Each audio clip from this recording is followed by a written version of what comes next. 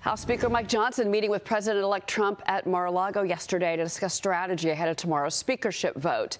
Johnson, along with several House leaders, releasing an op-ed on FoxNews.com urging GOP lawmakers to be prepared to deliver Trump's agenda quickly.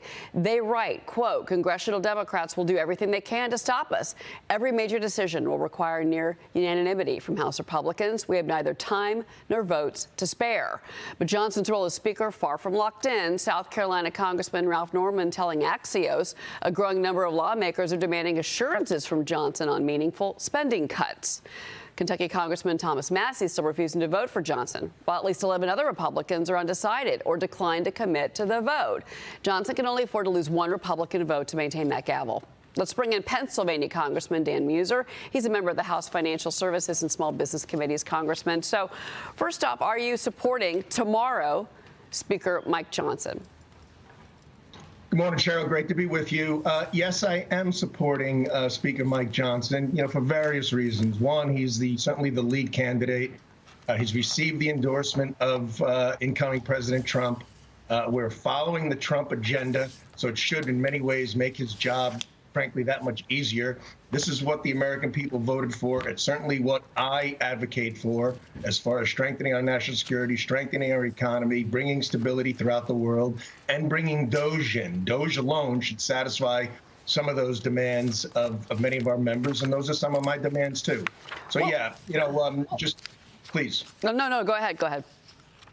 I was just going to say, this is going to be close, right? Thomas Massie's, we've had one member state that he's going to be voting for someone else. And outside of that, the Speaker could get away with one present vote. Besides that, we need to be all on board. Well, Senator Ron Johnson has an op-ed in the Wall Street Journal this morning, and the title of it is "Fiscal Sanity Isn't Too Much to Hope For This Year." And this goes to the agenda for the 119th Congress with Republicans in control, albeit with a small majority. But he talks about all of the fraud, the waste with COVID relief, the blank checks that were written for years. He says we need to start with a reasonable approach for setting budget caps. And certainly reconciliation could be a piece of the strategy here once we get through the speakership vote tomorrow. Is that your number one priority, spending?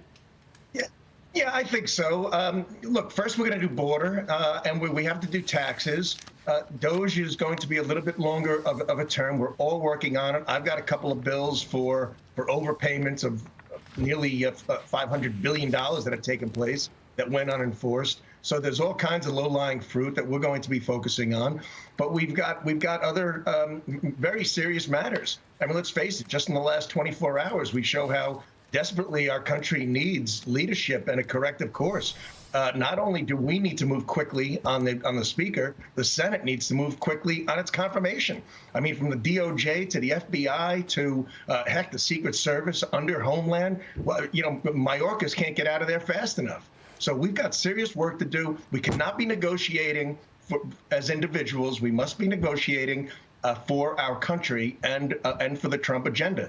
That's what the people voted for. That's what we need to deliver. Well, Senator Hawley is now demanding that Mayorkas testify in the wake of what happened in New Orleans yesterday morning and in Las Vegas, that cyber truck that exploded at the Trump Hotel. So there are many questions, of course, as far as the nation's security goes. You mentioned the hearings, the Senate confirmation hearings for the president's cabinet picks. So that's going to begin this month. But the only hearing that's on the current schedule is for Defense Secretary nominee Pete Hegseth. That's on the books for January 14th. And President Trump posted Senate Democrats are organizing to improperly stall and delay the confirmation process of many of our great nominees. They will try all sorts of tricks starting very soon. Republicans must not allow them to do that. Republicans, be smart, be tough, Congressman. That is why I think that there's this op-ed from the GOP leadership on the news, FoxNews.com that says we've got to move fast and together as one. Certainly. The president is right. John Thune's going to come in as the majority leader. They're going to be sworn in on tomorrow.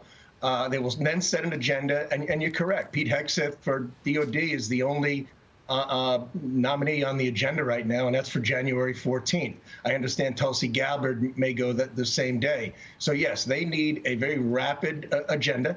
And if the Democrats try to get in the way of this transition, That's, talk about, once again, in literal terms, undermining democracy. Let's move forward. Let's not do this. Let's put the people in place.